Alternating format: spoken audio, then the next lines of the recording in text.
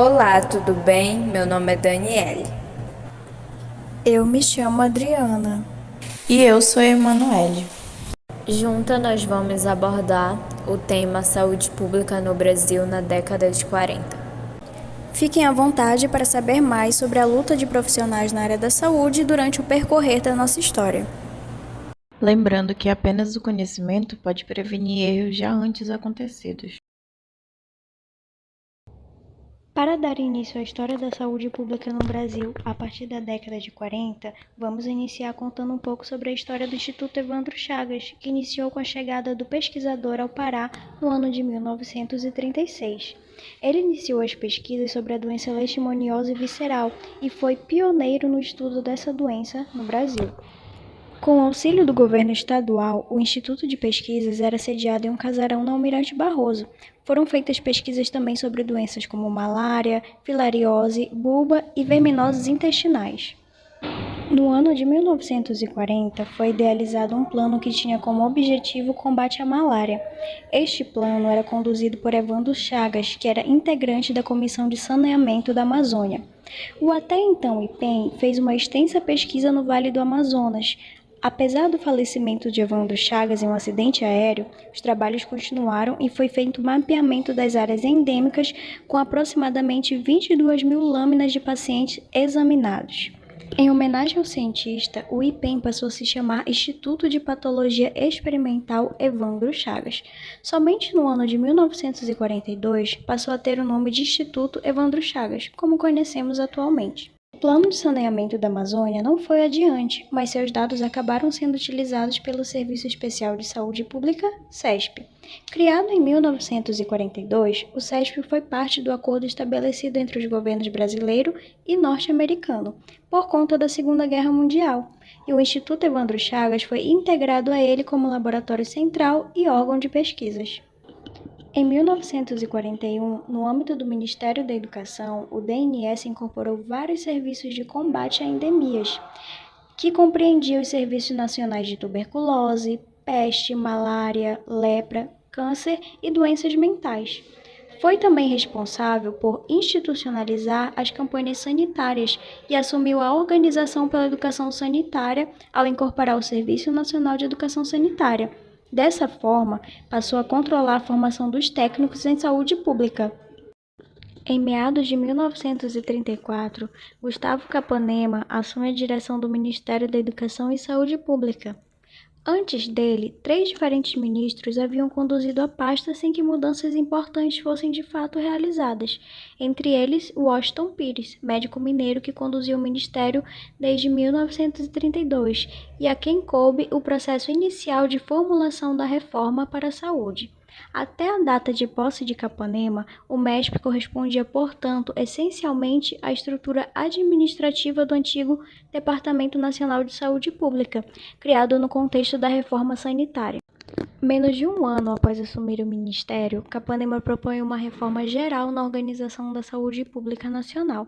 Seu primeiro ato, posto em prática com base na Lei nº 378 de janeiro de 1937, envolveu uma vigorosa revisão na estrutura político-administrativa do ministério, a partir de então denominado Ministério da Educação e Saúde. O segundo movimento viria em 1941, quando o ministro se voltou mais especificamente para as ações de saúde. É neste contexto da reforma que Barros Barreto se revela empolgado e genuíno defensor da organização do território brasileiro em 8 grandes regiões de saúde. Em cada uma delas, como previa a Lei nº 378, uma autoridade sanitária institucionalizada na forma de uma Delegacia Federal de Saúde. As delegacias, por sua vez, tinham como função supervisionar as atividades relativas à colaboração da União com os serviços locais de saúde pública e assistência médica, inclusive com instituições privadas. Em 1942, o então presidente da República, Getúlio Vargas, decreta a Lei nº 4.275, que autorizava o Ministério da Educação e Saúde a organizar o Serviço Especial de Saúde Pública, o SESP, em cooperação com o Institute of the American Affairs do governo americano. Nesse mesmo ano, foi assinado o Convênio Básico que estabeleceu o desenvolvimento de atividades de saneamento básico, profilaxia da malária e assistência médico-sanitária às populações da Amazônia. onde se extraía a borracha que era necessária para a guerra. No dia 31 de julho de 1942, o Instituto Evandro Chagas passa a integrar o CESP, na condição de laboratório central. Ainda em 1942, ocorreu a ampliação do convênio básico, que levou o CESP a atuar no Vale do Rio Doce, prestando assistência aos trabalhadores na reconstrução da estrada de ferro Vitória-Minas. No ano de 1943, houve a criação da campanha contra a bulba. A bulba é uma infecção tropical da pele, ossos e articulações causada pela bactéria Treponema pálido. Os sintomas são inchaços duros na pele, úlcera, dor nos olhos e articulações. A doença é comum em países mais pobres, principalmente pela falta de saneamento básico, que aumenta a transmissão da bactéria. No mesmo ano, aconteceu a implantação dos postos experimentais de combate à esquistossomose e ao tracoma, sendo o primeiro instalado em Catente, Pernambuco, para combate à esquistossomose, e o segundo em Jacarezinho, Paraná, direcionado ao tracoma. Em 1944, houve a criação do Serviço Nacional de Omitoses, em especial a esquistossomose e a ancilostomose. Neste mesmo ano, o novo convênio com o governo americano assegurou o funcionamento do CESP até 1948. No ano de 1948, houveram 3 marcos importantes na saúde pública no Brasil. O primeiro deles foi a instalação do Centro de Estudos do Instituto Oswaldo Cruz, em Bambuí, em Minas Gerais, que desenvolveu os primeiros estudos para o controle da doença de Chagas. O segundo foi a criação do primeiro Conselho de Saúde considerado por William Wegg, o marco inicial da saúde pública moderna. A saúde do povo era integralmente reconhecida como importante função administrativa de governo. Quanto melhores as condições de saúde da população, tanto maiores seriam as possibilidades econômicas de um país. E o terceiro e principal deles é a criação da OMS, com suas atividades oficialmente iniciadas no dia 7 de abril de 1948. O organismo internacional já atuou decisivamente para erradicar ou diminuir dramaticamente a incidência de doenças, como malária, varíola e sarampo, além de estabelecer estratégias globais contra o HIV. Um esforço que também se refere ao mundo do trabalho, já que inclui o estabelecimento de ambientes saudáveis e a cobrança constante contra a insalubridade nas fábricas, oficinas e fazendas de todo o mundo.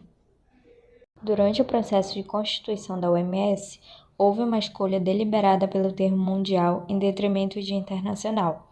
A ideia, de acordo com os arquivos históricos da entidade, era enfatizar a disposição de ser um organismo efetivamente global, capaz de alcançar todas as nações do mundo.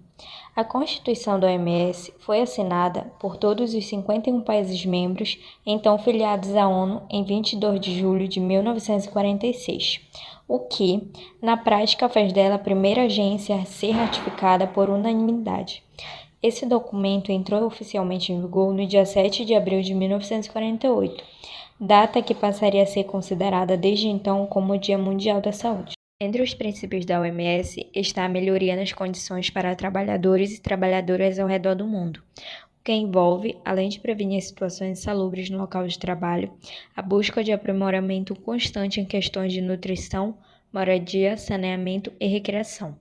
Pelas estimativas da OMS, cerca de 12,6 milhões de pessoas teriam morrido em decorrência direta ou indireta de viver ou trabalhar em ambientes prejudiciais à saúde em 2012, o que dá em torno de 1 em 4 mortes registradas naquele ano. Diante desse quadro, são frequentes as conferências do órgão a tratar, de uma forma ou outra, de questões relativas ao ambiente de trabalho. Esperamos que todos tenham gostado e compreendido a importância das lutas e conquistas. É essencial para melhorias, mudanças e ações, a fim de sempre se reinventar com ideias que venham para somar e beneficiar a todos. Obrigada pela atenção de todos vocês. Saindo sobe o morro gritando,